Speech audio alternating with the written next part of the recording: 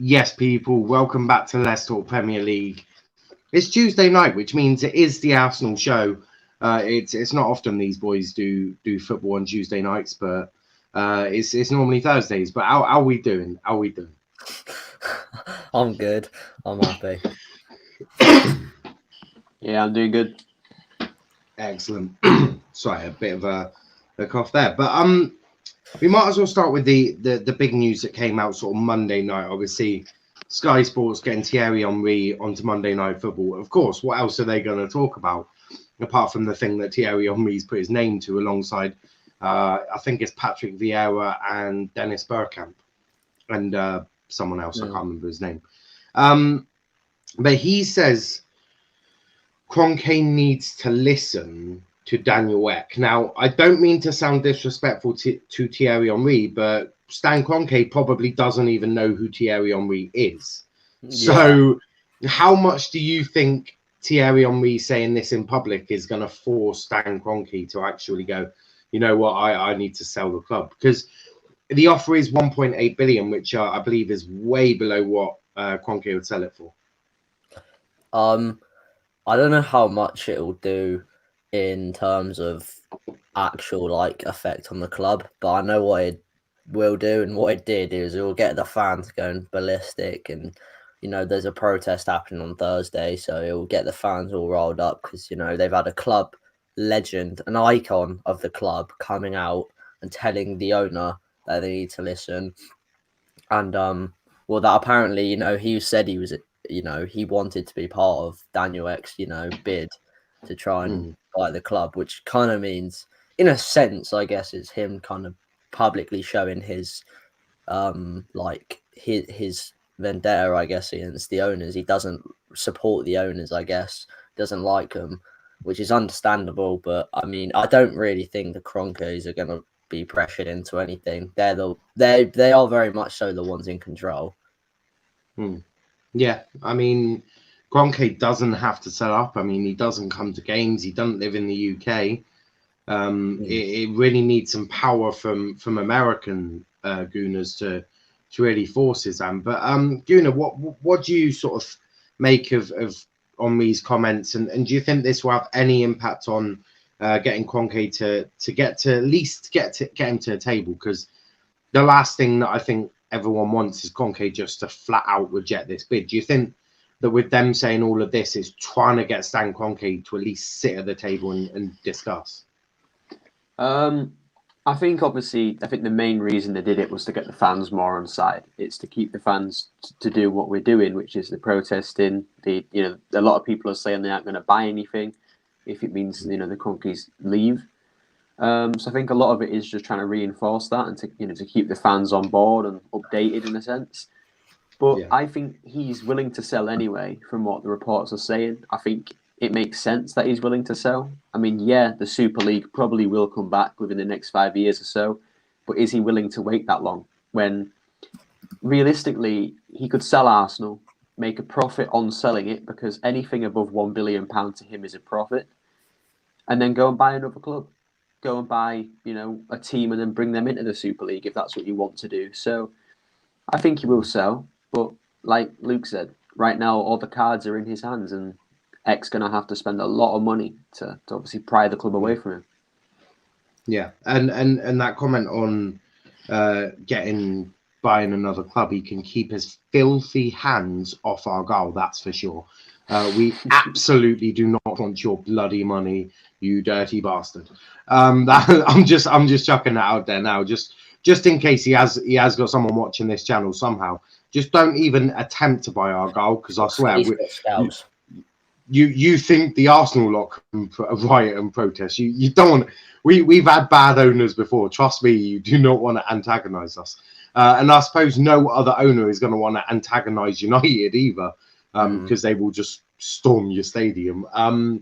Protests on Thursday. Do you expect them to still go ahead? Obviously, United went a different level to a protest. I don't expect Arsenal to storm the Emirates. It would be quite an achievement if you do. But Luke, do you think you'll still see protests?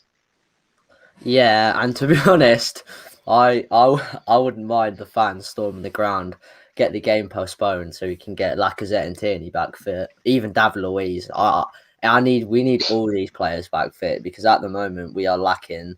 They are three very. I know Lacazette and Tierney trained today or whatever, but regardless, I don't think they're going to be fit to play Thursday. So I think we just need to buy as much time as possible until they're all back fully fit, because having them three back in the team would double our chances of going through. Yeah. I mean, United get a Premier League game called off. Arsenal, they're like, screw it, European game called off. That would be, UEFA would not be happy. That is a fact. But it would be a big statement as well to cancel a semi-final. That would be pretty big. Wow. I'm just trying to imagine what UEFA would be thinking. They'd be fuming. Oh my God, BT and there would be so much anger there. But Gooner, do you expect to see more protests? If so, what sort of protests do you think we'll see at the Emirates on Thursday night? I think there will probably be a protest, but it'll be a smaller scale than any of the ones previously, because obviously a big issue is the fact that it's on a Thursday and a lot of people have work and things like that. Obviously, it's a later kickoff as well. So I think for a lot of people, it's more they can't go due to obviously distance and obviously, again, the day. But yeah, the one thing they need to try and do is storm the pitch, because if you can get a semi-final of a home leg, in the Europa League postponed, that's massive. It's not just the implications of UEFA and BT. Think about Villarreal. They'll have travelled all the way over for the game to be basically cancelled. They're then going to have to reschedule with La Liga on when they can play this second leg. It could mess up their La Liga season and all this stuff. So that pressure, even on Villarreal, might cause a reaction from them, which could be really positive at the end of the day. But I don't see much happening. Or UEFA boot you out the competition because they're not going to take that. I mean, if you storm the Emirates and get the game called off, I mean, we're hearing United are going to face a points deduction, which is probably for the fans. They're like, yeah, whatever. We just want these owners gone. To get yourselves kicked out of Europe might be something mad, but I sympathise with Arsenal fans and I sympathise with United fans. I mean, all of these people looking from the outside in, they're like, oh, they're only doing this because Super League. They're not. They're not, because United and Arsenal have had absolutely appalling ownership for many years. And do you think the Super League was just one step too far? Do you think you've taken all this crap from the Kroenkes? Do you think just the Super League was just that one thing that was like, now you are taking the actual piss here?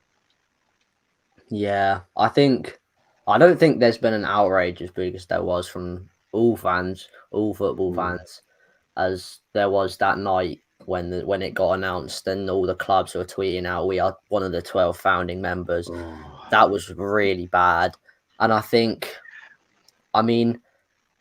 in a way, it actually did put some of the owners on their toes, because there hasn't really been talk of owners been willing to sell clubs for a while. Like, we've heard rumors of people wanting to buy them, but we've never heard rumors of really owners wanting to sell, which I guess is a positive in a way. Not only did we manage to pull ourselves out of a Super League where it's a pointless competition, we would have got battered week in, week out, but we've also kind of managed to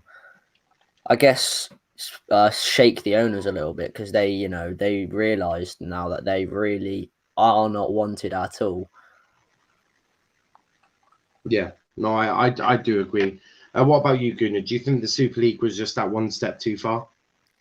Yeah, again, it wasn't just the fans of the 12 clubs involved that were pissed off. It was football as a whole. We saw Leeds fans and even lower league teams kicking off and saying it's stupid and it's just a way of basically earning more money.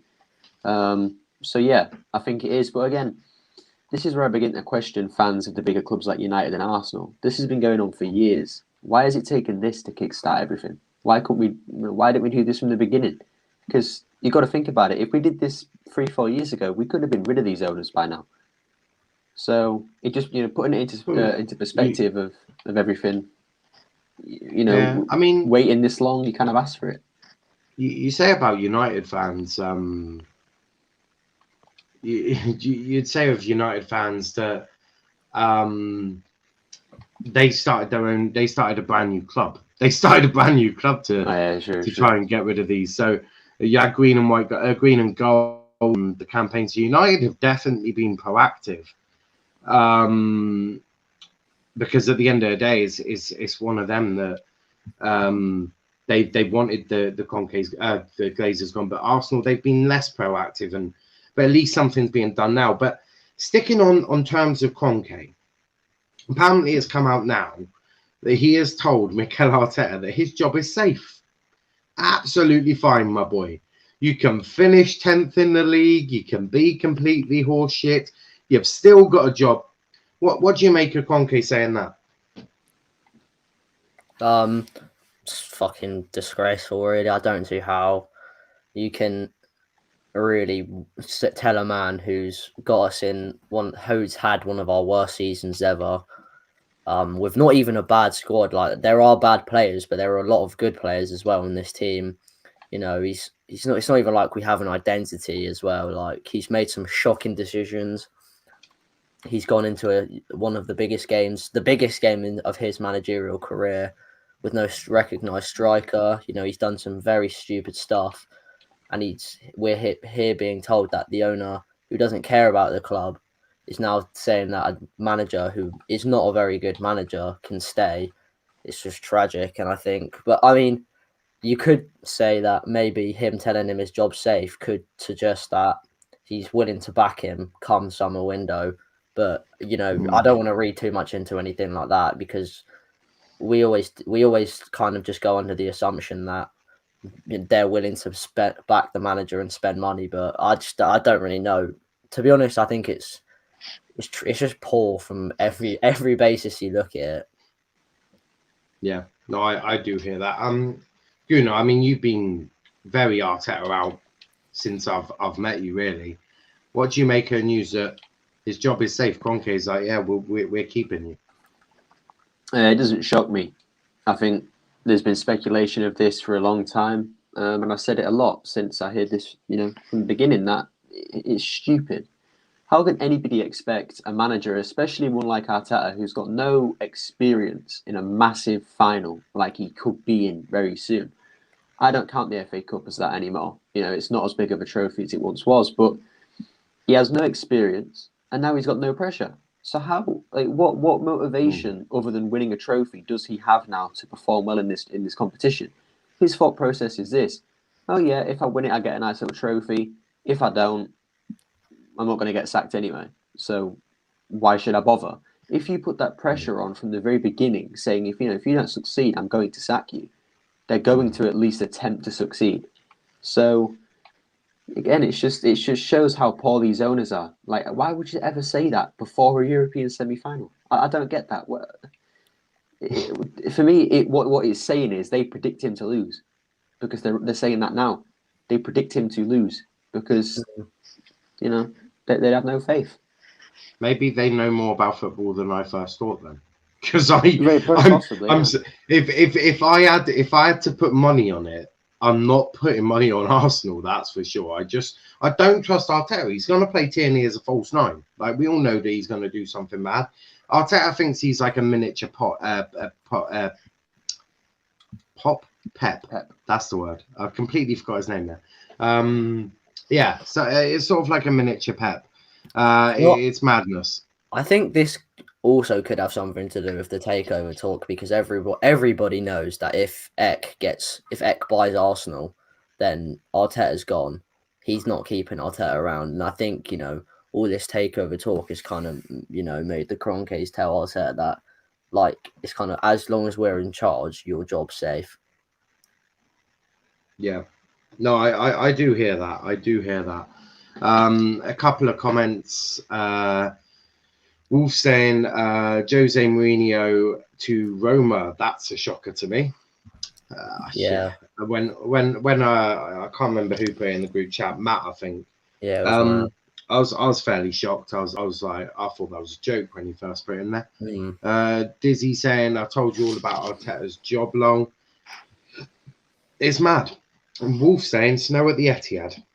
Yeah, there was snow. I mean, it's obviously not snowing anymore. The pitch is definitely green. But look, United fans, I just want to call them out. 'Cause I know some of them do watch, right? You were basically saying that Poch was incredible. Oh, sack Ollie for Poch, yeah. How's that looking now? I'm just asking because Man City are sort of doing them in the semi-final, so he's not much better. I just want to chuck that out there. Poch is a forward. He's also overrated. So, you know, anyone who manages little Spurs, they're probably a bit overrated. I'm sure both of you agree with that comment. Most of them, yeah. Have Tottenham ever had a big manager? That's the question. Other than Jose. Well, yeah, but he was sort of towards the end of his span, wasn't he? Yeah, so he was finished. Could you even say he's one of the big ones that they've had? But back to Arsenal. Luke touched on this a bit earlier about Arsenal spending big. Do you expect to spend big? I mean, I don't know. I mean, I read a report today that said Arteta, his job's he's gone if the results don't improve after the summer spending, which kind of makes me, I don't want to read too much into anything, but it kind of makes me feel like that they're gonna back Arteta a little, like not a lot, maybe like they're gonna give him a decent sum of money, but he's gonna get a few signings, and if things don't change, then he's gone. He's going. But to be honest, I never expect Arsenal to spend big because we're serial letdowns in the transfer market. To be honest, you look at this window. Yeah, we got Partey, who's been a long-term target, and we got Gabriel, who's been a good signing. But to be honest, that is not getting two players. Really, it's just not. It's not enough in a way because we were after a lot more than two players. We needed probably another. We needed Alwar. We needed a right back to replace Bellerin. We needed another centre back to partner Gabriel up. To be honest, it wasn't really enough. So I'm never really sure what to believe when it comes to Arsenal spending in the transfer window. But hopefully we can actually see some big signings coming in this summer. Yeah, and obviously at the end of the season, what we'll do is we'll do a tier list on reviewing your transfers for all the clubs. So we'll gather you all together. Well, some of you, the ones that I like, will be gathered around at the end of the season. We'll basically be ranking the transfers. So for Arsenal, you'll be ranking Gabriel, Partey, United, obviously Donny and all of that. So they'll actually be ranking them, which I think is going to be good. And then obviously after the summer, once the transfer window is shut, we'll gather everyone around again and we'll rank how you think this transfer has been and the players that have come in. So plenty of new ideas come in every single show. Wolves saying all English final soon. Man City versus Chelsea. United versus Arsenal. Love it. Yeah, I mean, United are already through. City look like they're already through. Chelsea and Arsenal. So the two Manchester clubs are through. It's just the two teams from London that have got a bit of work to do to get back into it. But we'll preview Villarreal because there's no point me doing a United Roma preview. That game's already finished. So we'll be reviewing the Villarreal game on this show today. But Gooner, what do you make of the comments from about spending big this summer? Good amount of lies. We get this every single season, especially when things go fully wrong. It's just classic Kroenke. There's been no actual quotes from him. It's just a bunch of people reporting saying that he's going to spend. And again, we get this every single season. So my question to Arsenal fans is, well, not my question, but my request, if anything, don't wait and see if he's going to spend or not. There's no point of waiting and seeing. Just instantly have this feeling that he's not going to spend, because if we keep going at him, either A, he's going to spend, or B, he's not going to spend. We're all proven right, and we can keep pushing for X to come in. So for me, that's what I'm going to keep doing it. I'm not going to believe anything until I see those announcement videos on the Arsenal Twitter account for whoever we sign. And as well, what people forget, by spending big for the Cronkies, that's probably like 100 million in one transfer window. That's nothing. 2-0. Bloody hell. Well, we need at least, I'd say, 7 to 9 new players. If the Cronkies genuinely believe 100 million, 120 million is going to get those players, they're wrong. And it's also about spending it in the right areas. And again, Arsenal are known for not doing that, so it doesn't excite me at all. Yeah, I Sorry, agree. I'm just looking at a forward on the TV. Yeah, sorry, what were you saying, Luke? I agree, to be honest. I think it's just kind of a ploy from the Kroenkes to just get us to calm down, because they know fully that they need to kind of calm the fans down, because you saw what we did. Our protest the other week was absolutely amazing. You know, the fans came out in full force and they did their piece. And I think, you know, that the fans are starting to realize that they can have a big impact on, you know, what's happening at the club. So I think they're going to get a bit worried, but I don't actually think that's the thing. They're going to promise this money, but whether they actually spend it or whether they spend it well, to be honest, if they spend money but not on good players, not on signings we need, all I can say is that, like, they're fucked. They're pretty much they're gonna have it's not gonna be good for them. Luke is just chucking out casual threats to Kroenkes. Luke is like, if it ain't good, boys, you don't want to know what's going to happen to you. Luke is going to take it into his own hands. Wolf saying, so glad Gabriel didn't choose United. He is nowhere near Harry Maguire on my fridge. Gabriel is quite quick, isn't he? Gabriel's got pace on him, and he's also quite young. He's 23. That would be... So I don't know why Wolf wouldn't want that at United, because it complements Harry Maguire quite well. No idea there. Wolf saying 2-0. And Brexit coming to UEFA. Goodbye, French farmers. Yeah, no, I do hear that. I do. City on it again. Just out of curiosity, who do you think wins the Champions League this year? City. I can't see. They're just too good. They are just too good.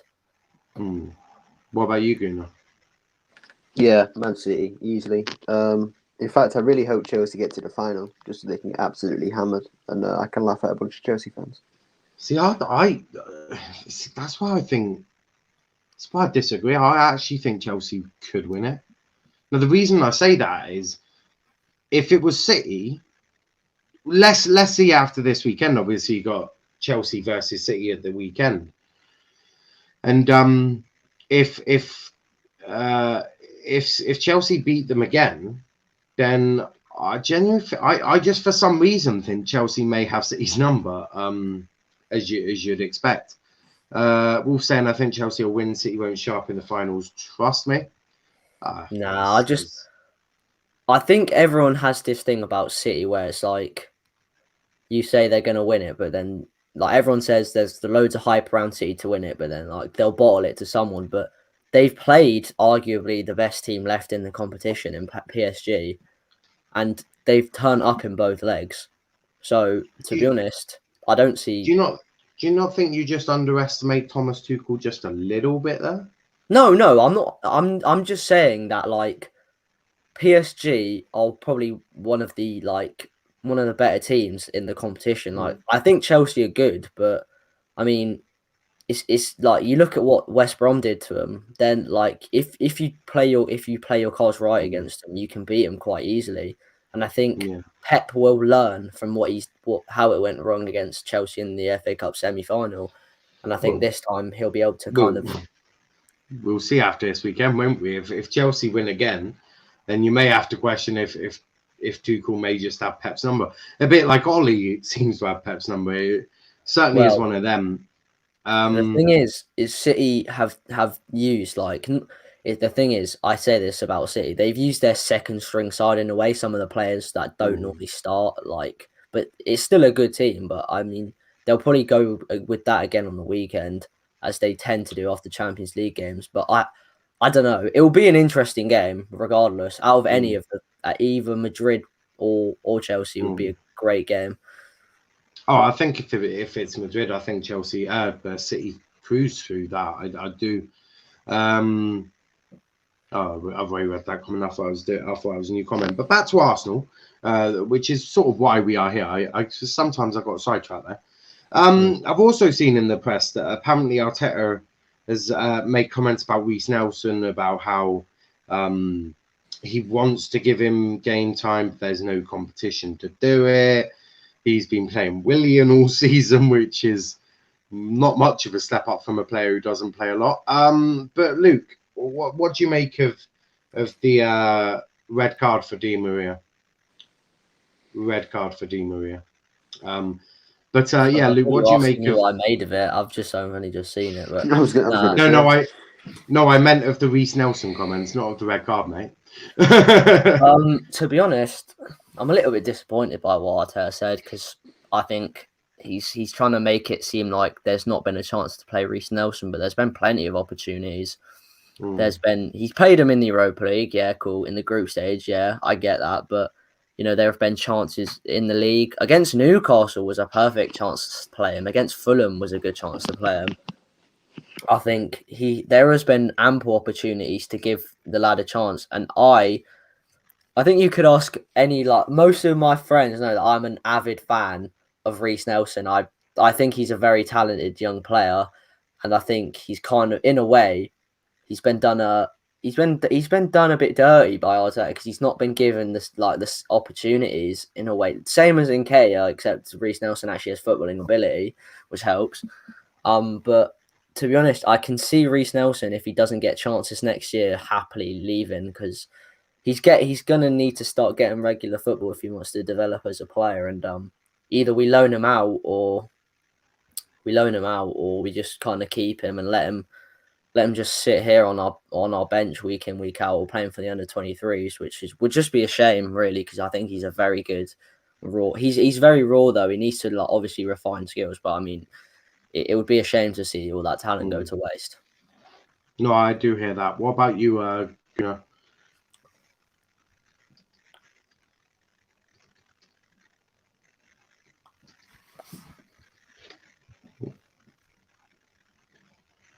Sorry, bro. Are you talking to me?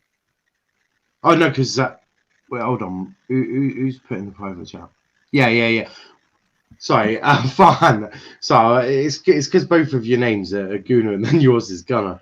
But yeah, fine. What do you make of Arteta's comments about Reece Nelson? Obviously saying that he wishes there was competitions he could play him in. Blah blah blah. Yeah, he's been playing Willian all season, and yeah, if I'm being really honest, Willian has done very little in an Arsenal shirt. Yeah, well, first of all, thanks for having me on. It's good to be here. It's good to chat with you guys. It's been a while, I know. So, yeah, feels good to be back. And what I will say about Reece Nelson is, look, I think to be fair to Reece, to be fair to Arteta, I think Reece has been given opportunities. I'm not going to sit here and make the case of whether he's been given enough opportunities, but I do think he's been given minutes. And I just feel like Reece hasn't taken them by the scruff of the neck. Now, the situation at Arsenal right now is it's a very difficult one when we're talking about in terms of the wing. We have got wingers for days. We can't, for the life of us, look at another winger outside of Arsenal and say, oh, he'd be nice. I look at Chukwueze at Villarreal, I'm thinking, oh, bloody hell, he'd be good in an Arsenal shirt, but I can't, because we've got Pepe, we've got Martinelli, we've got the likes of, Aubameyang, who plays in and out of wing. We've got Pepe, I've already said Pepe, we've got Saka, we've got other players like Emil Smith-Rowe who can play down the wing as well. We've got a number of different players who can play in more than one role. And so with someone like Reece Nelson, it's difficult. It's difficult to push him into the team when, he reminds me a lot of Martinelli in the sense that he's got a lot of qualities there. He offers a lot to the team, but he isn't refined. He is someone who's exciting, but that's about it. When I see someone like Reece Nelson, I see someone who offers excitement, electricity, a lot of tempo, the high press and high energy. But that's like 20% of the game. You need to know what to do with the ball. You need to know where to be without the ball. You need to have instincts. And that's something that Reece doesn't quite have at the minute. Reece is 21 years old. He's going to be turning 22 at the end of this year. Is his time over at Arsenal? Potentially, yeah, because he's missing the most crucial years of his development at Arsenal. And I think it's unfair to say that Reece hasn't been looked at. I think under Unai Emery he was played quite a bit as well. So coaches have fancied him. Coaches have had a lot of bright things said about him. And I think we were looking at him at the beginning of the season as someone who was going to be a breakout talent, but it just didn't materialize. It didn't work out. And players like Saka, Emile Smith-Rowe and Martinelli have taken those opportunities. And so when I look at a potential superstar, I look at what he does in the minutes that he's given. Is he going to take those minutes and use it to his ability, or is he going to falter? And like Nketiah has done, unfortunately, it is unfortunate, but that's just the way the game goes, I'm afraid. Some make it, some don't.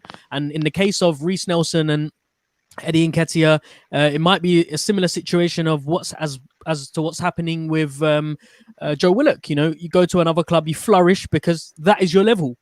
And it is what it is. I feel the same way about Eddie as well. I don't feel like Eddie is ever going to make it at Arsenal because, unfortunately, the levels expected of him, he's just not consistent enough to deliver. So, look, Reece, another real shame that we've got someone who has real ability, but it might be a case as well that he turns out like Serge Gnabry. You know, he might go to a Bayern Munich, he might go to a Dortmund and flourish, and then we'll be looking back at this 3-4 years down the line, thinking, why did we let him go? But that is the way the sport works. Not everyone makes it. Not everyone is suited for the club that they grow up at. But I wish him the very best of luck, and I hope that something is done in the summer because he doesn't deserve to be playing under 21s or sitting on the bench.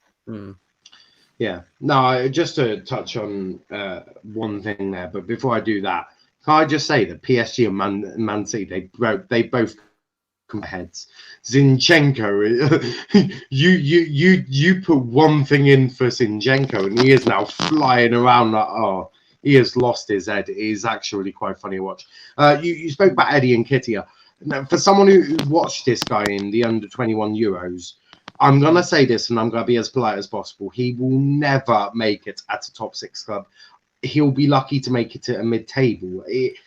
For me, someone near the bottom of the league is probably where Eddie's going to make it because he can't even play with his own age group and look fairly decent. Like if you can't do it with your own age group, you've got no chance in doing it in one of the world's toughest leagues. That's my thought on that. But what about you, Gooner? What do you make of Arteta and Reiss Nelson and the comments? Well, I disagree with the fact that Nelson doesn't deserve the treatment that he's got. In fact, he does, because he was asked to go on loan in January. You know, there was a loan move ready for him in Spain. He declined it. He wanted to stay at Arsenal and fight for his space, and he hadn't been good enough. So if he chooses to stay and fight for a place and he doesn't earn it, that's his own fault. And the one thing that I get with Nelson, the vibe I get around him is he thinks because he plays for Arsenal, he's this big, this big guy. Oh, I play for Arsenal. Look at me. I'm this massive figurehead. At the end of the day, you don't play for Arsenal. You sit on the bench pretty much every day. You aren't good enough. We've seen that. We've gave you opportunities to go and better yourself. You decided not to take them. So don't complain, essentially, if there's no playtime, because we gave you that opportunity. For me, he ain't good enough. Sell him. You move on. And it's the exact same thing with Eddie Nketiah. He ain't good enough. Sell him. Move on. Again, the sentiment around Arsenal right now is a bit sad because we used to do this all the time. If you weren't good enough, you were thrown out the door. Yeah, thank you. Thanks for everything you did, but you need to move on. And now, for some reason, Arsenal fans are so sentimental with players that just aren't good enough. I don't get it. Like, at the end of the day, every single club will have youth players that move on. And some will go and do better things, but you can't predict a youth player. At the end of the day, look at Ravel Morrison. Predicted to be one of the best, and he's one of the worst. So, at the end of the day, it's a massive gamble. It's all it is. It's a gamble.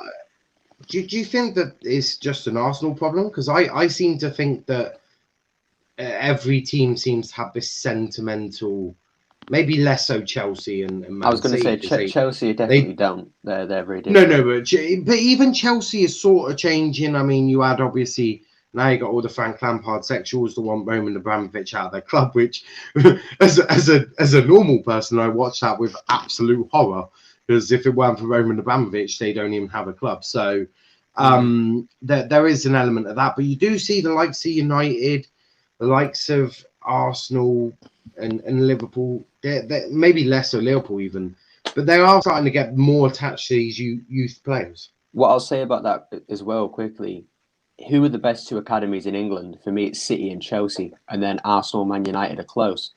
The best two academies in England who produce the best players consistently every single year are the two academies that don't have that sentimental value. They throw you out of the door. Look at Lamptey. Chelsea probably would have died to have Lamptey right now, but they've got James, who's just better. So they threw away a young youth talent who's been quite good because they've got someone there that they deem better. Look at Salah, De Bruyne and Lukaku. Yes, in hindsight, it was a bad decision to get rid of them. Yeah. But at the time, Chelsea didn't see them as good enough. And that's what I'm saying. Sometimes you'll get a hit, sometimes you'll get a miss, but they're just ruthless. And that's what Arsenal need to become, ruthless. Yeah. You know, we can't keep accepting just not good enough players.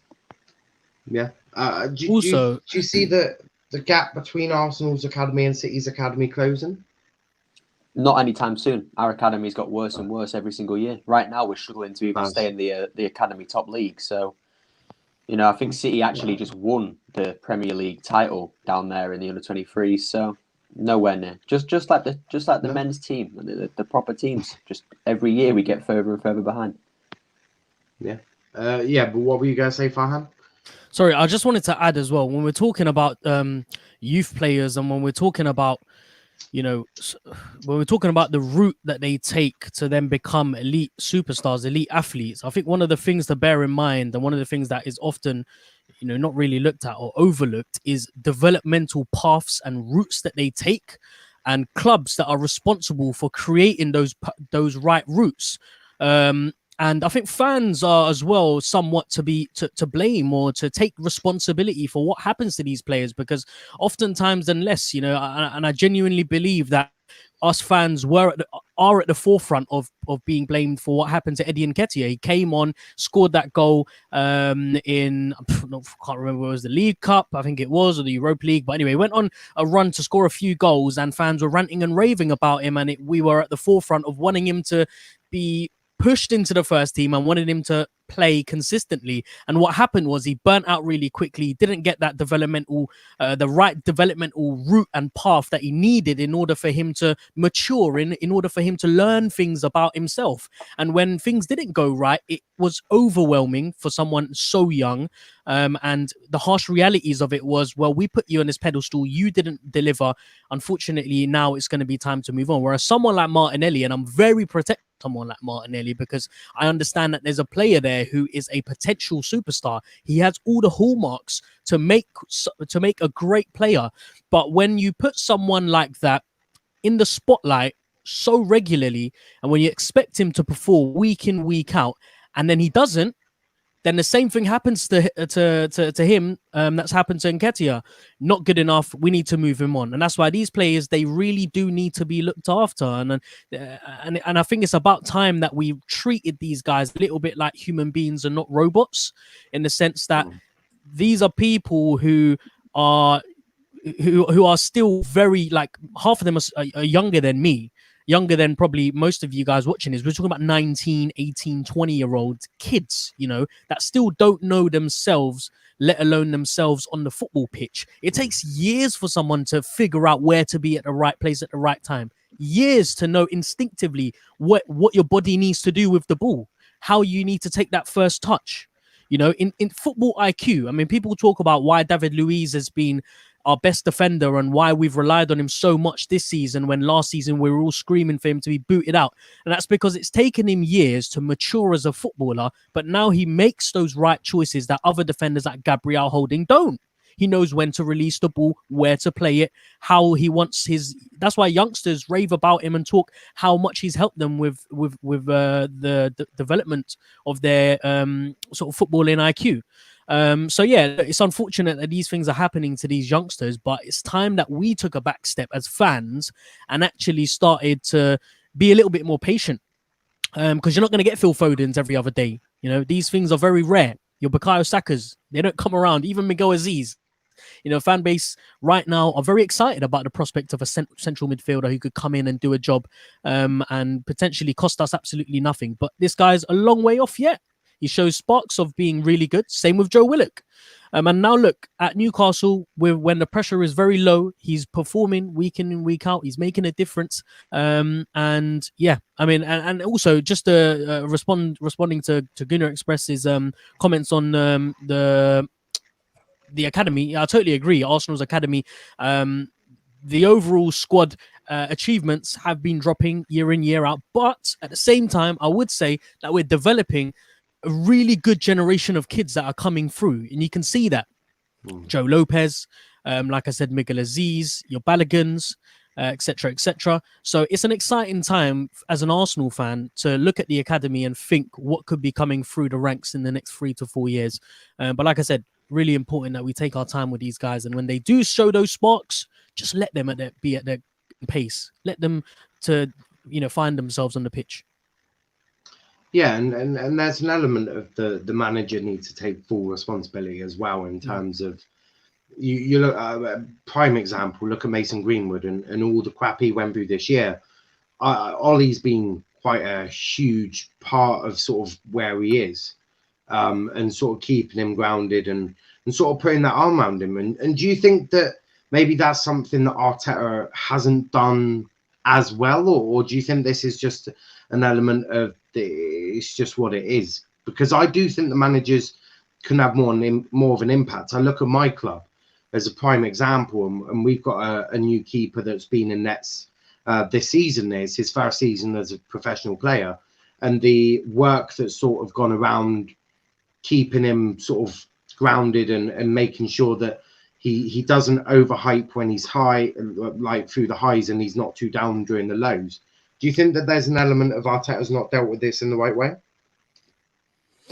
I think that Arteta is learning about himself as a manager. I think it's difficult to put someone in that situation to go from number two, to go from making suggestions to then be the guy who takes on the suggestions and acts on them.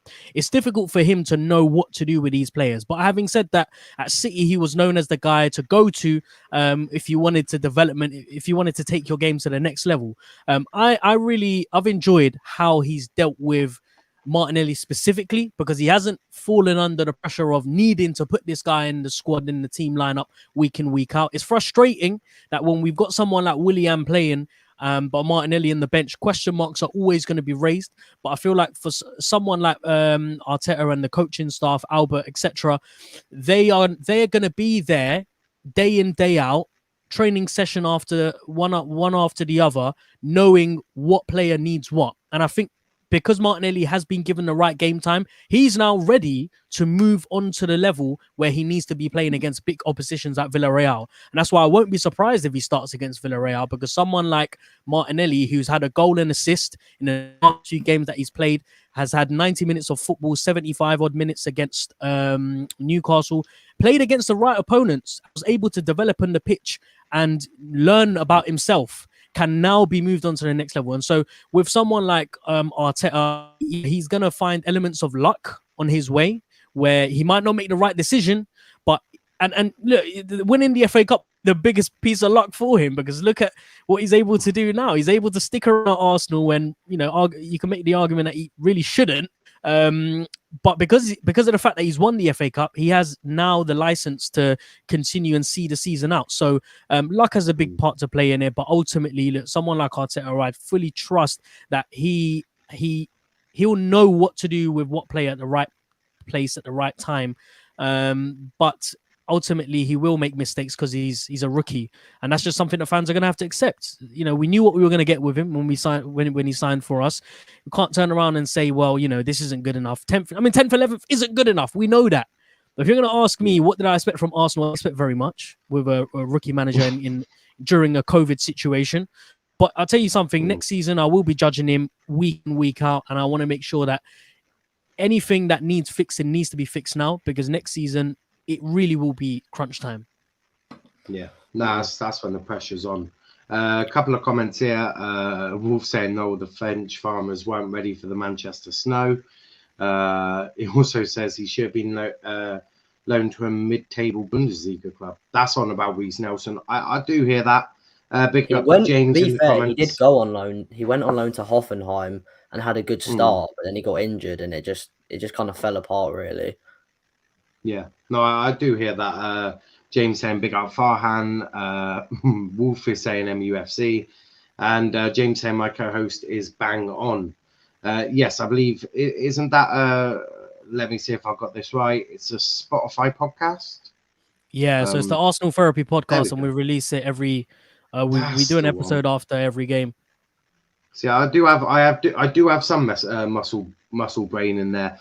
Interestingly, it's on Spotify with the news that Spotify, the owner of Spotify, could be buying your club. Which, I'm presuming when you put it on Spotify, you weren't thinking that was going to be the case. But No. maybe fate is fate. Maybe. But you mentioned David Luiz. I want to get everyone's opinions on this. Apparently, William Saliba is going to be brought in to replace David Luiz. Luke, I want to get your thoughts first.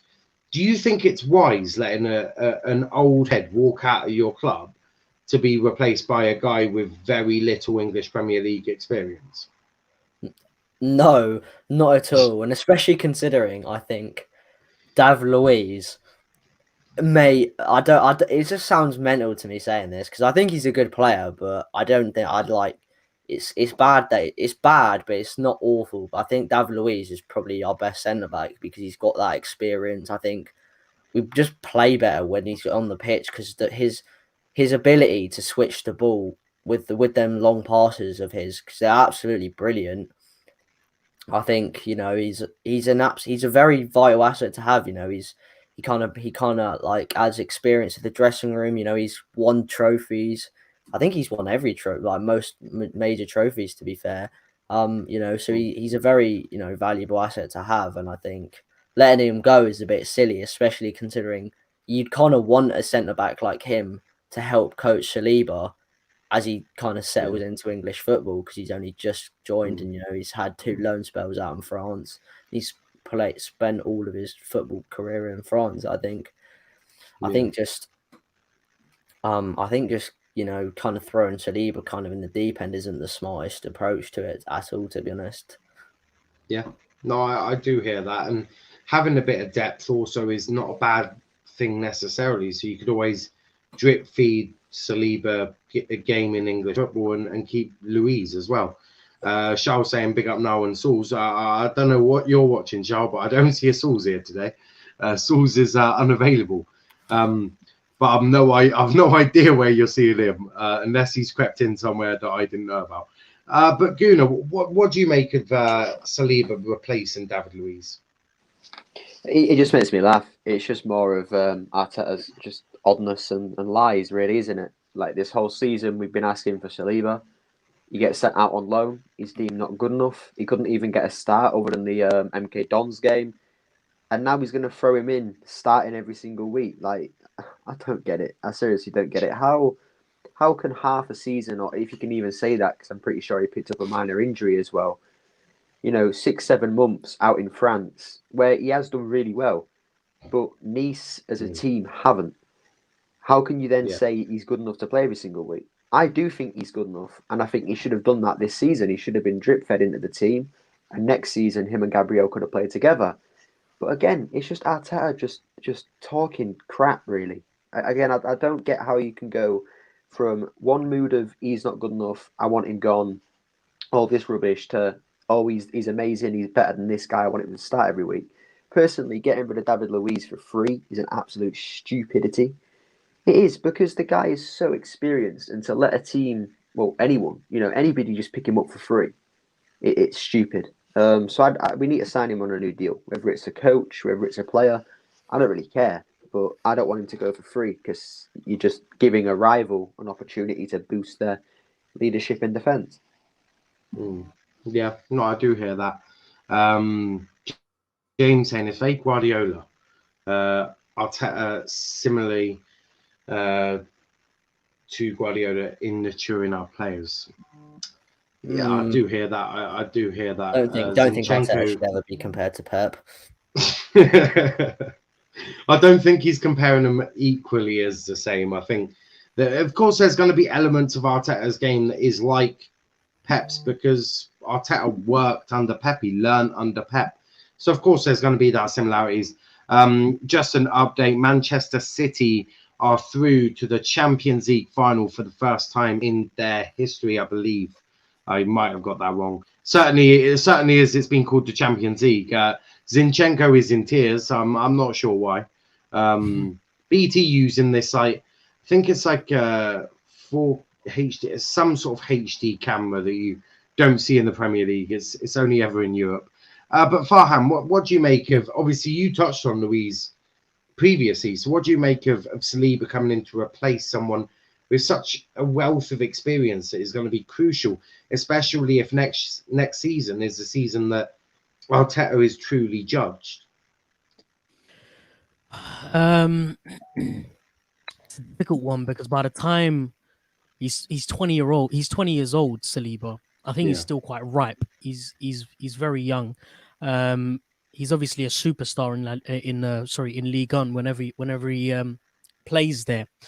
But and this is why, this is why us fans really need to, like I said, take a step back and start maybe questioning a few things. Do I trust William Saliba to play alongside Gabriel Premier League week in, week out? I mean, at the beginning of the season, we were all screaming out for that. But, I can totally understand now why that shouldn't be the case. They're both so young. The perfect centre-back partnership has shown us this season is someone young, up and coming with a lot of talent, sitting alongside someone who is experienced, has a wealth of experience, and who is a pretty decent defender. And Villarreal are doing exactly the same thing with someone like Pau Torres, who's 24, hitting, I guess you could say, the peak of his career, still relatively quite young, sitting alongside someone like Raul Albiol, who's 29 years old, has a wealth of experience, and that's working very well. So the dynamics of a centre-back, I think, more importantly than having individually talented defenders, is having the right chemistry, is making sure that you have a leader back there who can command your back line, because that's your last line of defense. No pun intended. That is your sort of last bit of armory before your goalkeeper has to force a save. So you need someone, and that's why oftentimes, unless your captains are your centre backs, or your goalkeepers, because you need them to be commanding and you need to be able to trust them. It's almost like going out in battle.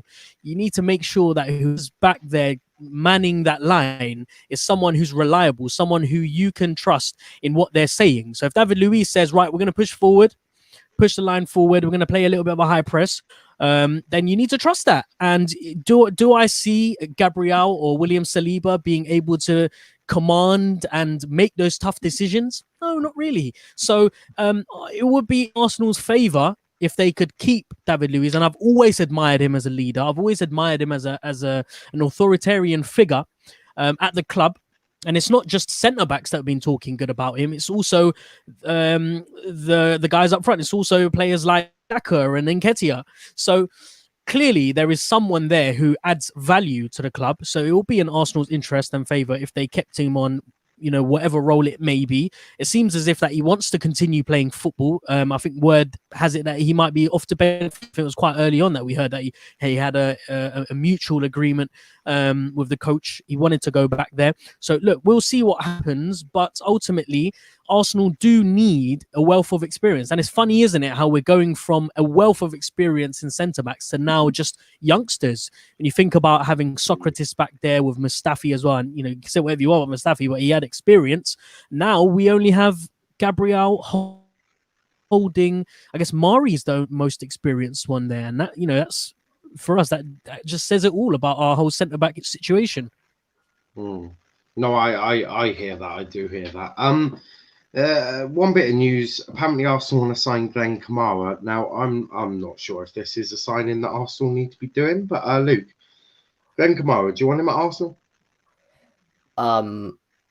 No, I think he's I think he's a decent player, but realistically, if we're looking at our midfield, a £10 million kind of backup midfielder is not really the type of player we want to be looking at. We want to be looking at the Soumares. We want to be looking at the Basumas. I think he's a decent player. I think he used to be at Arsenal, so he knows the club, he knows the in and outs. But I mean, I just don't think it's a signing we should really be too, getting focused on. We have much bigger priorities than a backup midfielder right about now. We need a starting midfielder to partner party in there. So, if we could get him maybe on a cheap deal, like 8 million, something like that, I guess it would be all right. But it's not a signing I'm too, fussed about. Yeah, no, I hear that. Big up to my fellow Jana Liam. I had a new intro, but I had to change the music because Liam wasn't too impressed with it. But I suppose I definitely listen to fellow Janas because I know what Janas can be like. But Gooner, what do you rate of Glen Kamara at Arsenal? Signing you want to see? No. I get that. Obviously, he went through a lot with Slavia Prague and stuff, but at the end of the day, we're looking at this in terms of how good of a footballer he is. Can he, as a footballer, improve Arsenal? And no, I don't think he can. He is a good player. Obviously, he does fit really well into that Rangers team, and obviously, he did help win them their first Scottish Premier League title in however many years. But the jump from the Scottish League to the Premier League is massive. And Steven Gerrard, I don't know if you've seen recently, he thinks that Rangers would finish top 6 in the Premier League. I don't know where he's getting that from, but I just don't see him being good enough. And like Luke said, he'd be brought in as a backup. We don't need a backup. We need starting midfielders. So right now, no, not for me. No, I hear that. To say Rangers top 6 in the Prem is absolutely absurd. Absolutely absurd. Dizzy saying, I want Kudos. Liam saying, haha, lol, thanks for chatting DMs earlier. Not a problem, mate. Always happy to talk to fellow Janos, especially with the new Argyle content coming to the shows as well.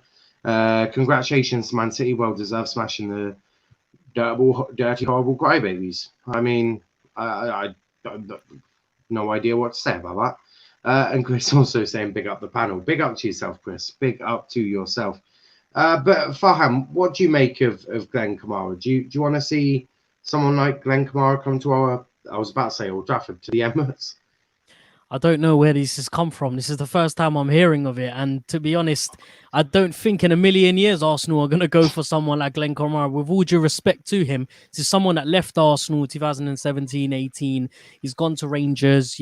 I can't say anything about him. And if I can't say anything about him, then I don't know what to make of it because, I genuinely can't make a statement about Glen Kamara. I haven't watched him play, and there's a reason why I haven't watched him play because he simply isn't good enough. Now, if you're asking me who do we need at Arsenal, we need an upgrade on Granit Xhaka. Is Glen Kamara going to add to that? I don't think so. So if we can't get an upgrade on Granit Xhaka by getting in someone like Glen Kamara, then real questions need to be asked as to what's going on at Arsenal and what are Edu and Arteta doing. But I don't even think it makes sense to get him as a backup because you've got Joe Willock, who's on loan right now, ripping it up at Newcastle. So why would you need? You've got Mohamed El Neni, who it has Premier League experience for one. You've got Lucas Torreira, who albeit he's on loan, and Matteo Guendouzi as well. So how many more midfielders do you need? I think it's absurd. And like I said, you've even got players coming through the ranks. But first time that I'm hearing it, I don't think it's going to come anything to it. If anything, Arsenal's priority signings are a centre forward and a central midfielder. No, I do hear that. I have things everywhere. I have things. I see it everywhere. I find these stories in sort of everything. But Gooner, before you go, we're just about to do the Villarreal preview. So what's your thoughts going into Thursday night? Is it a winnable game for you? What are you expecting to see? Well, I'm going to answer the question before it even gets asked. Would I sacrifice the Europa League for Stan Kroenke to leave? Yes, I would. The reason why is I see that the Europa League itself isn't a massive competition like Arsenal fans seem to think it is. It isn't. And as well, I would gladly sacrifice one trophy to get a new owner who can help us win however many more. So for me, that sacrifice will be worth it. But as well, do I think we'll beat Man United in a final? No. I think we'll get absolutely hammered no matter how we play. I think this whole Arteta has Ollie in his pocket situation goes out of the window. So I just see him getting lucky and beating Villarreal maybe 1-0 because he's good at getting lucky in these cup competitions. Again, we saw it with the FA Cup, but I think we'll probably lose to Villarreal. I think the game it'll either end 1-0 to Villarreal or it'll be a high scoring 3-2, and we'll lose via away goals. Yeah, no, I do hear that. But yeah, I believe you have to go now. But thanks for coming on. Yeah. And I'm sure I'll speak to you soon, all right? Yeah, in a bit, man. But where can they find you? Where can they find you? On Twitter and Instagram at Gooner Express _, and then on YouTube at the Gooner Express. 100%. Make sure you go check out Gooner Express as well. But yeah, thanks for coming on. I'll speak to you in a bit, all right? Yes, in a bit. Cheers, mate. Cheers. Yeah, no, I do hear what he said about the Europa League final. FY, it's sort of elements I do, but not all of it, right? It's a shame that he had to go because I really wanted to challenge him on that. I don't agree with saying that the Europa League is not a big competition. It's a second-tier European competition. Needs to have respect put on it. And secondly, if United get Arsenal in the final of the Europa League, I am milking that for as much as possible. There will be 20 match previews, 40 match reactions, and an in-depth look in the referee. Personal life, refereeing life, the lot. We will full shebang it all. Professor, who is a City fan, saying, woohoo, come on, City. Had to come here and celebrate. Oh, well, Arsenal fans dissing the Europa League, beggars can't be choosers, and winning the Europa League gets you back into Champions League. You need it more than United do.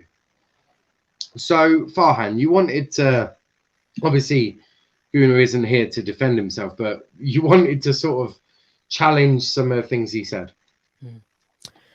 Look, for starters, if you think, by being knocked out of the Europa League, the Cronkies are going to walk, you got another thing coming. They don't need to sell Arsenal Football Club as an entity, as a commercial business. It's making them more money than they could dream. They spent £1 billion buying the club. It's now valued at £2 billion. There's talks of a change of ownership, and I don't think the club will be sold until somebody bids approximately £3.5 billion. Because Arsenal, whether you like or not, it doesn't matter. This isn't to have a dig at any rival fans. Arsenal is the biggest club.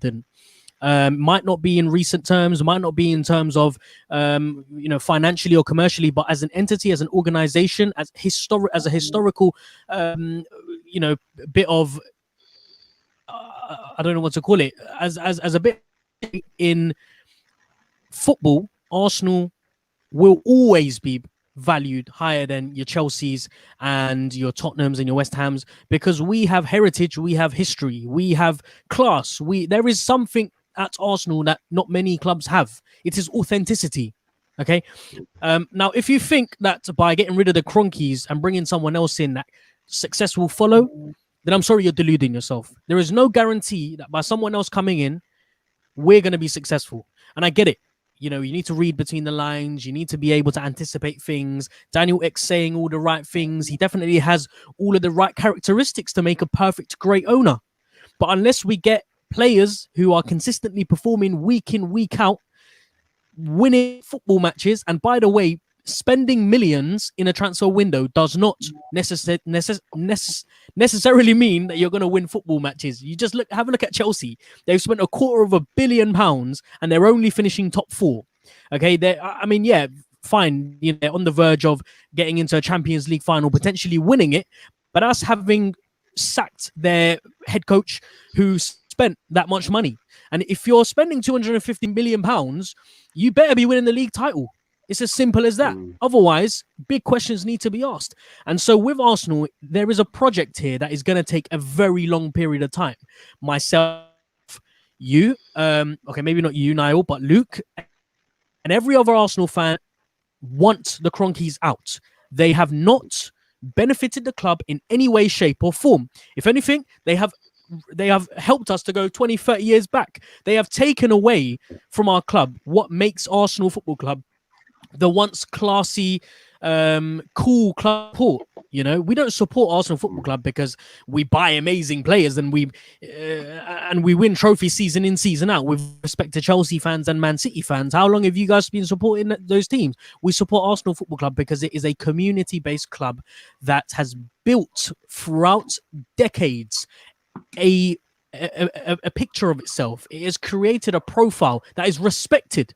It's respected in football. I'm not talking about a footballing team that wins title in, title out every single season. Of course, that's what we want to win. But more than anything, we want to win trophies and know that we deserve to win those trophies. Man City deserve to win the Premier League because they spend money for them to deserve it. Arsenal deserve to win the Invincible League 2003-4, the year that no one will be able to replicate, because we deserve to do it. There will never be a league, a campaign like that, and that's why even 15-20 years afterwards we're still talking about that situation, because it is once in a lifetime. So look, you know, having the Kroenkes here, we need, by all means, whatever we can, drive them out, but by getting them out, it doesn't mean we'll be successful in no way, shape, or form. By disregarding the Europa League is frankly embarrassing. As an Arsenal fan, you should be treasuring every minute you're in a European competition, because guess what? We haven't won the Europa League or the Champions League. We can barely play in the Champions League and get through to the quarterfinals. And I really do worry that if Arsenal win the Europa League and if they get into the Champions League, what embarrassment awaits us? Because we're not ready for the Champions League yet, whether you like it or not. We're not ready for those levels. We will be in a couple of seasons if the right appointments are made, if the right developments are made, if Arteta makes the right tactical changes and developments, yes. But right now, we're not ready. And so that's why we need to do everything we can to beat Villarreal and to win the Europa League title, because it will be etched in our history, and it will be a moment where we can say to people, you know what, we've won a European title, and what? Now we can't.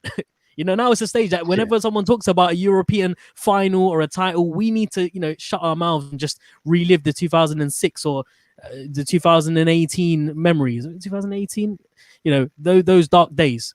But this year, certainly, if we get United in the finals, you better believe that Arsenal are going to give one hell of a game. I just think that mentality wise as well, when you're playing up against someone like United, who you know you've beaten who you know you've beaten this season, and who you know are a side are quite jammy themselves, it makes for a great final. Yeah, no, as a neutral, I love the idea of it. A professor saying Arsenal have domestic history, but unlike City, other than champions, Club winners. No, ain't Club World or Cup. Cup Winners' Cup. That's the one, Cup Winners' Cup. They've done little in Europe. Oh, but I thought he said unlike City. I was just about to say City have done nothing in Europe, but Chelsea have racked up more in Europe. Will people stop fucking messaging me, or I'm going to lose it? It just keeps coming through. It's really annoying when you're trying to get all comments up. Professor saying Chelsea racked up more in Europe. Professor also says Arsenal are a big club due to a fan base and stadium. In terms of on the pitch, they haven't been a part of for 15 years. He won some FA Cups, which I want respect still put on the FA Cup. The FA Cup is a beautiful trophy to win. Professor saying, I've been supporting City since I was a kid. I remember when they were rubbish.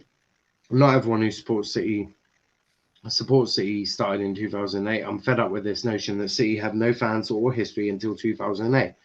No, but in terms of Premier League heritage and winning stuff and all of that, I do hear why people say it a lot. And in terms of the fan base, I'm sure Man City did get a lot more fans when you became rich. It's the way of. I bet PSG got more fans when they were rich. I expect United, when they had lots of money, they also gained extra fans. So it's nothing it's not shocking to know that people support a club that wins. That's just football. FYI, City won the FA Cup before Arsenal did, and won a European trophy before Liverpool, Barca, or Arsenal did. Fair. But I agree that Arsenal fans disrespecting the Europa League is absurd. James just chucking in a simple one word. Yep. Love to see it. We love to see it. Matt saying didn't have any history until 2008. Oh God. Matt is a United fan and he is going to try and trigger the City fan. I know how it goes here. I know how it goes. Matt also says Arsenal are a far bigger club than City.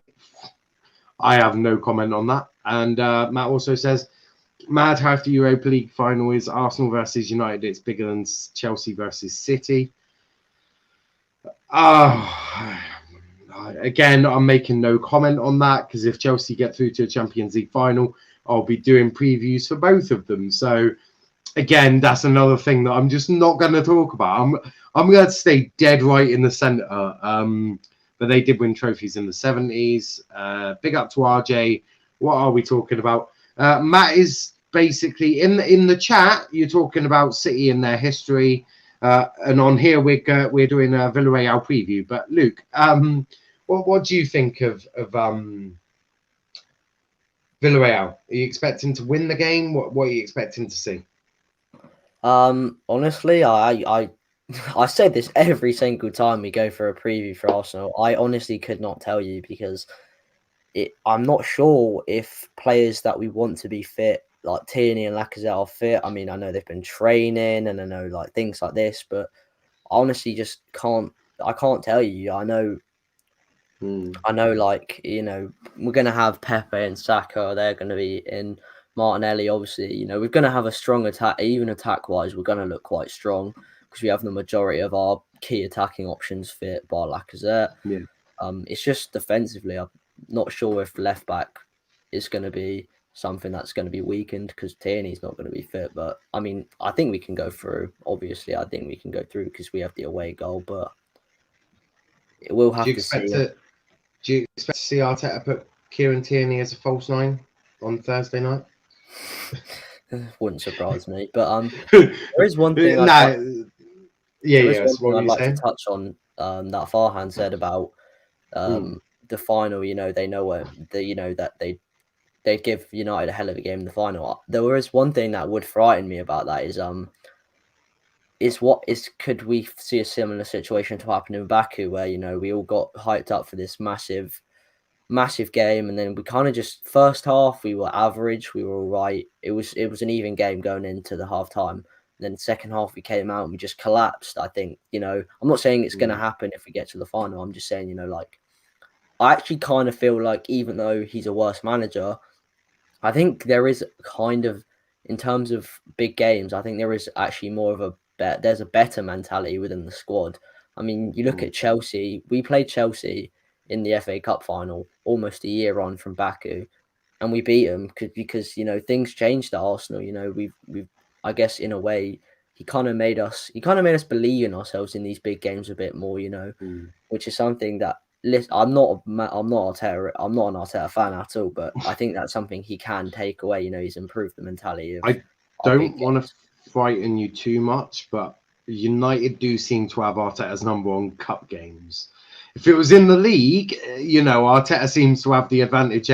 In cup games, it seems to be swinging the other way. Do you know what? It would be a great final, and as a neutral, I can sit back and relax for 90 minutes, whilst the rest of you on the edge of your seats crying your eyes out because you don't know what's going to happen. Yeah. Or in Luke's case, pulling his hair out because he doesn't want another Baku. But yeah, it would be a great final to watch. Yeah. Some comments here. They are smoking each other now. Matt saying nothing important, just Man City, RJ. Whatever he's been smoking, give me some. RJ saying, lads, 15 years ago, City had Stephen Ireland in their team. Sit down, your oil money club. Oh, jeez, this is getting brutal. I think goal from Villarreal realistically kills the tie, in my opinion, would give them the confidence anyway. That's a shout. That an early goal for Villarreal, and Jesus. Matt saying, Preston won the league. Does that make them an elite club if they get bought by Saudis? I don't understand why Arsenal fans wouldn't want their team to win the Europa League. You get a European trophy in Champions League football. That's exactly what you want. Yeah, but to be fair, that's just kind of generalizing what one fan said. Yeah, no, I do hear that. Yeah, that's one opinion. I can have a certain opinion on Plymouth Argyle. I don't speak for the entire fan base, even though most of what I say I do speak for the fan base because they seem to agree with me a lot. But to be fair, I'm always right. So there is that as well. You're not a top 7 club right now. You are way behind. You need to take all the opportunities you get. Arsenal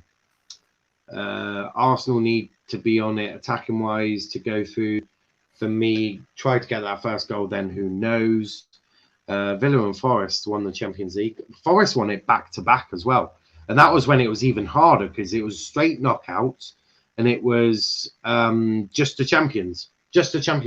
And the reason that Forest win there for the second year is because they won the European Cup and then they faced, I think, Liverpool in the first round and knocked out the champions of England. So Forest did very well there. Brian Clough, a terrific manager. Matt saying, we've never played Arteta in the Cup. Oh, you've played someone in the Cup. I know that for a fact. Oh, that Emery.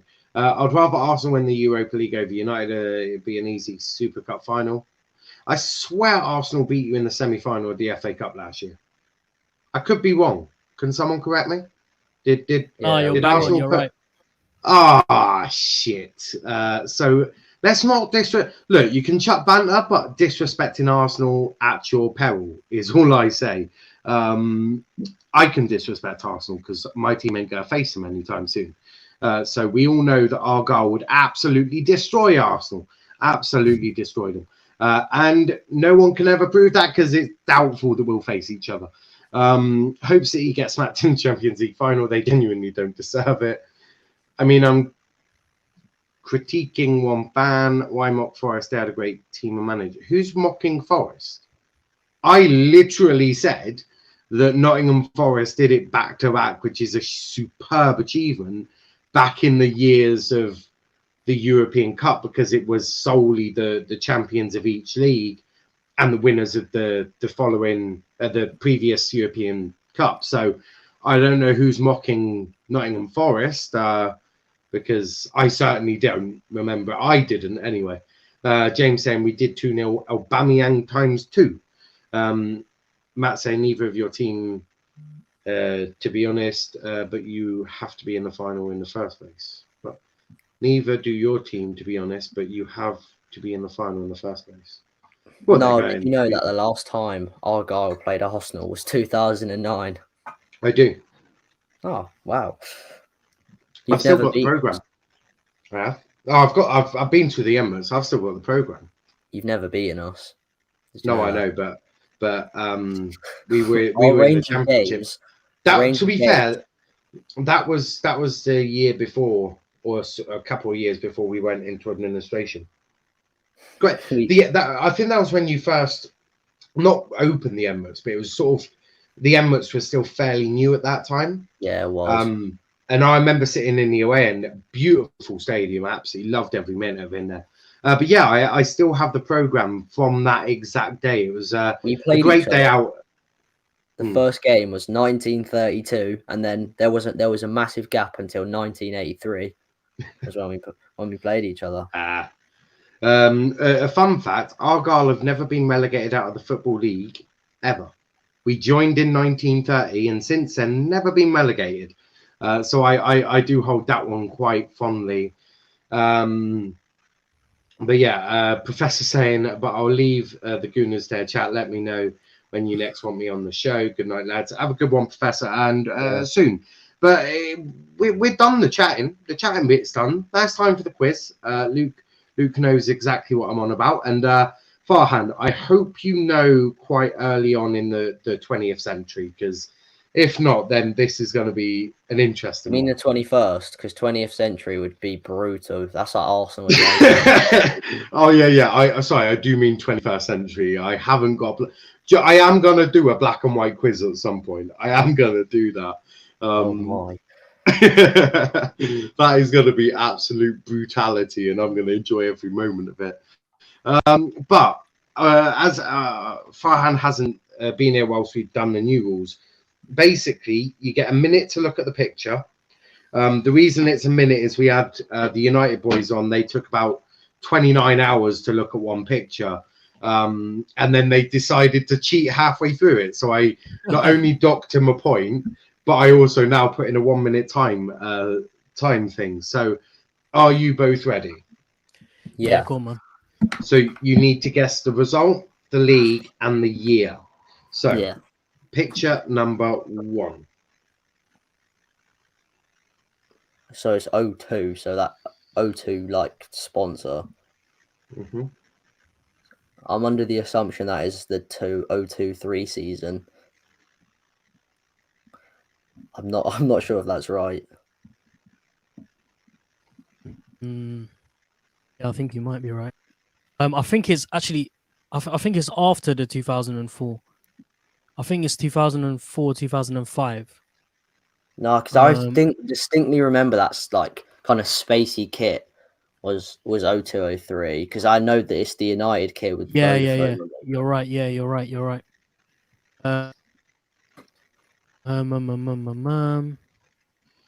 It's a tricky one, isn't it? I think we might have lost this like 2 or 3-0 10 seconds to go. because this was when Veron was at United. Yeah. I'm gonna go for a 2-0 United. 2-0, 2002. Yeah. What competition? Premier League. Right. So picture number 2 is this one. Oh, What team is that? up against Bolton. This is 2006. Yeah. This is 2000. Mate. 2006, 2007. Yes, 06, 07. Yeah. Rosicky scoring, and I just can't remember the fucking scoreline. Just need to narrow down the year as well. It has to be the exact year, not the does season. it? Yeah, I'm a little bit shy of that. I'm gonna go for 2007. 2-1 Arsenal. I'm happy to go over it. What competition? Premier League. Premier League. Right. Okay. And picture number 3. Liverpool versus Arsenal, Anfield, 1999. 1990,000 maybe. I think it might have been 2000. Because Dreamcast was the Dreamcast sponsor was just after JVC. Yeah, it was after JVC. It was indeed. So I think 2000. I think you're right. I think you're. Oh, hold on. I think it's Sega. Is it Sega? What sponsor is it? Is that That's Dreamcast, is it? So yeah. 10 seconds. I think it might be 98. I think it might be 98, or even earlier, 97. I'm going for 5. I think it's the 99-2000 season. I'm not the score. I don't know, but I think it's the FA Cup as well because we had the little blue thing on the side. Dreamcast. When was Dreamcast? Was because when did we start signing up with O2?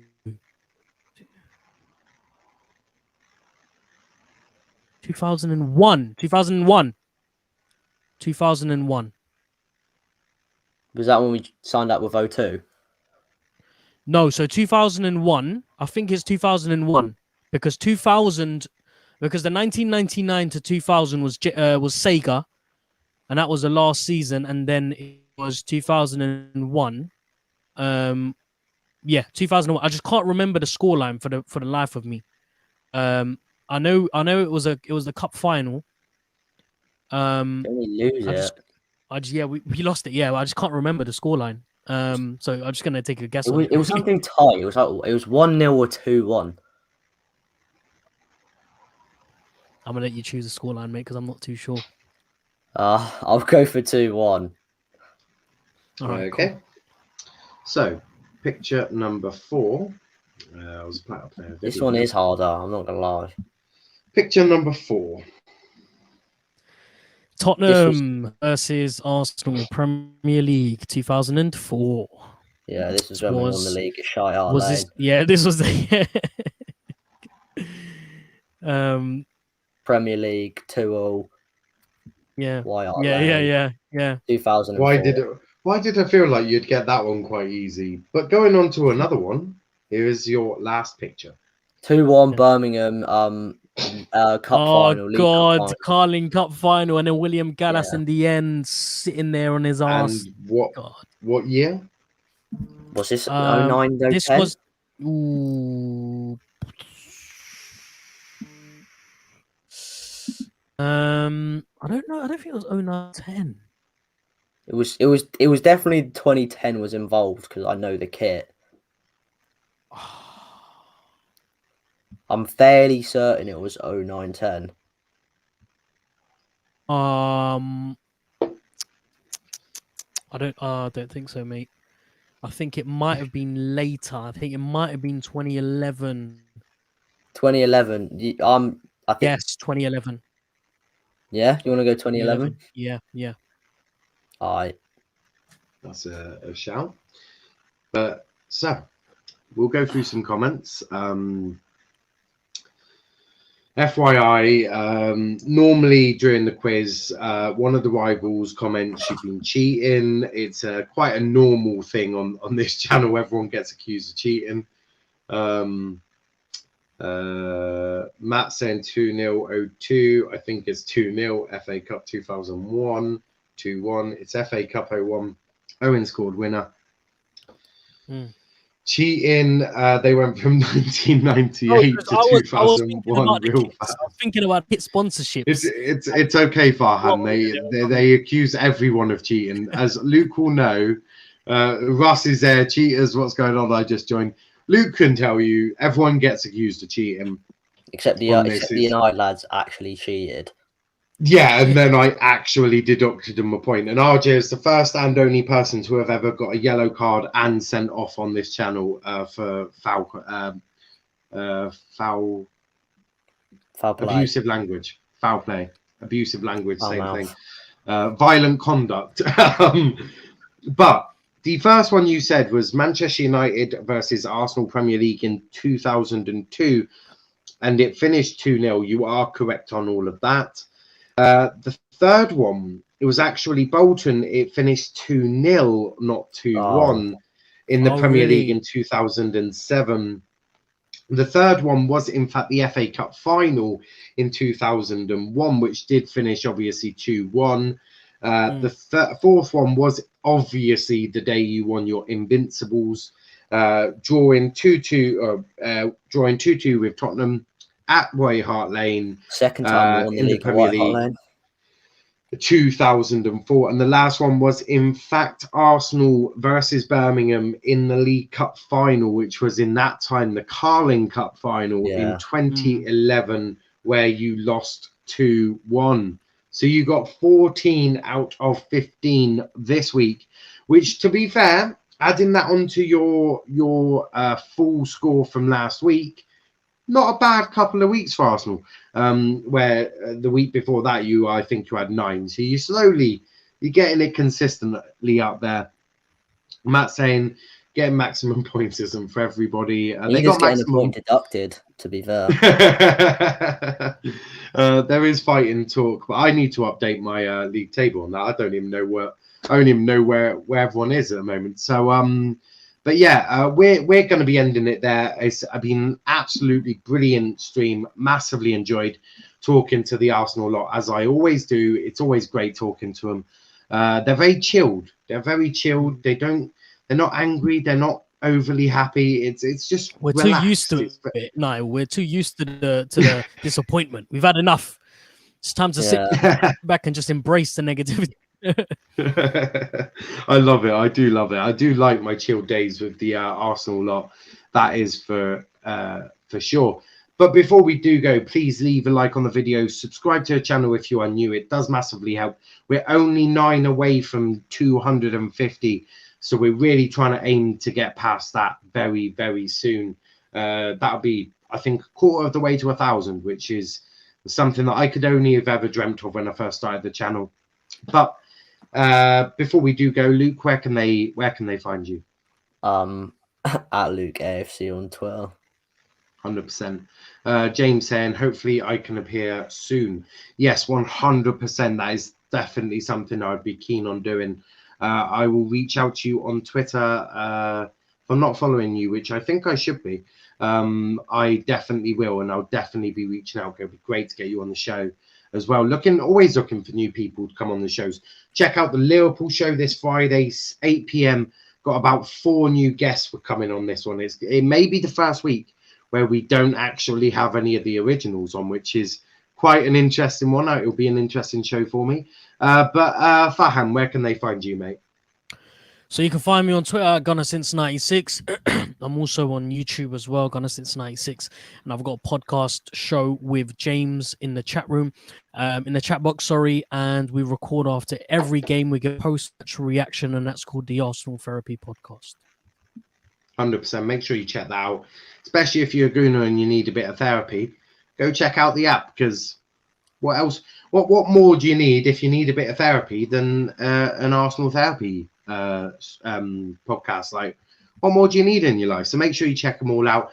All the links are in the description as always, so there's no excuse not to have checked everyone out. That is for sure. So go check out everyone.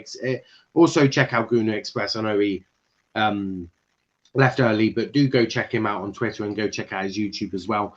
We'll be back tomorrow after the Chelsea-Real Madrid game with match reaction to that one. Then back Thursday, Ref's View at 6 p.m, followed by match reaction of the biggest game in Arteta's season. United already through, but I'm sure I'll round up 1 or 2 of them to come on. But Arsenal, will they beat Villarreal? And then obviously, as always, on Fridays, all the individual shows. Chelsea 6 p.m, Liverpool 8 p.m, and obviously United at 10 p.m. So make sure you check out all of them as well. But until tomorrow, thanks for watching. Have a good night, and we will see you.